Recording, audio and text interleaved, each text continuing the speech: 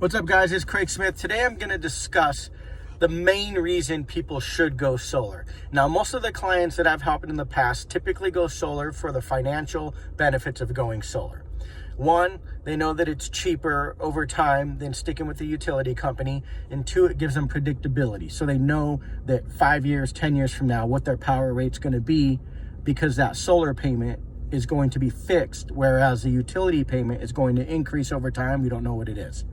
So that's why most people go solar that I've helped. The reality is the greater benefit to going solar is the renewable aspect of it all. And I had a customer the other day who I was delivering a presentation to when I was explaining the 26% federal tax incentive, where I was like, hey, look, you're going to get this back in your refund because the government's giving you a 26% credit for using renewable energy. And she asked, well, why do they care if we use renewable energy? And my first response was like, you really don't know why renewable energy matters? But then I had to kind of take a step back and go, okay, hey, look, this is what you do for work, not what she does, okay? So I had to kind of backtrack and gather myself and explain why renewable energy does matter. I guess I just assume most people get it.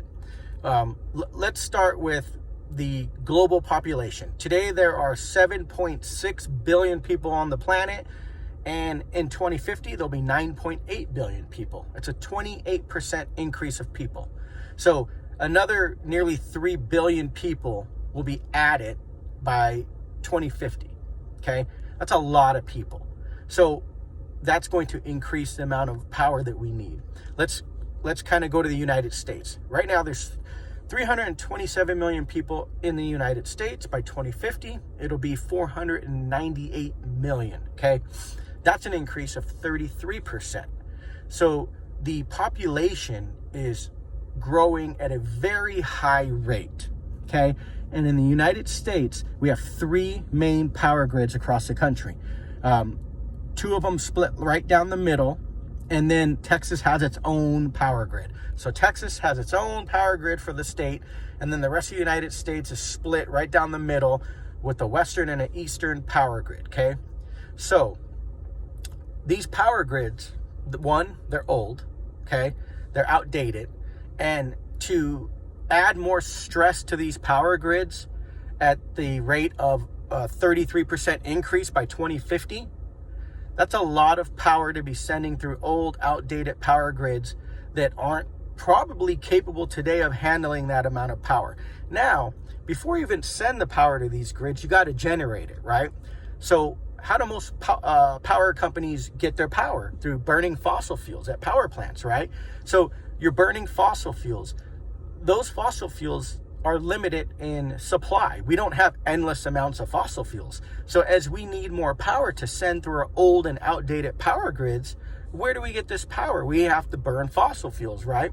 So the demand that we are going to have in 2050 with the growing population is going to far exceed the supply that we can give to it. So when we are running out of these resources, and if we do find them and we put them through an old and outdated power grid, these are big, major problems. So we know, the experts know, that the future of our power relies heavily on renewable energy. Not slightly, not somewhat, heavily on renewable energy. That's why going solar makes so much sense if you own your home, because it helps alleviate a problem that we're sure to have, and it saves you money. It's an asset versus a liability. Going solar doesn't just make sense financially, although it makes a lot of sense financially. It is the right thing to do to prevent major power problems in the future. So that's why renewable energy is so important. If you own your home and you don't have solar, you should really look into it. Thanks a lot. Hopefully you guys learned a lot. You could always find more information at Craig Smith Solar. We wesolarright on Facebook too. Take care.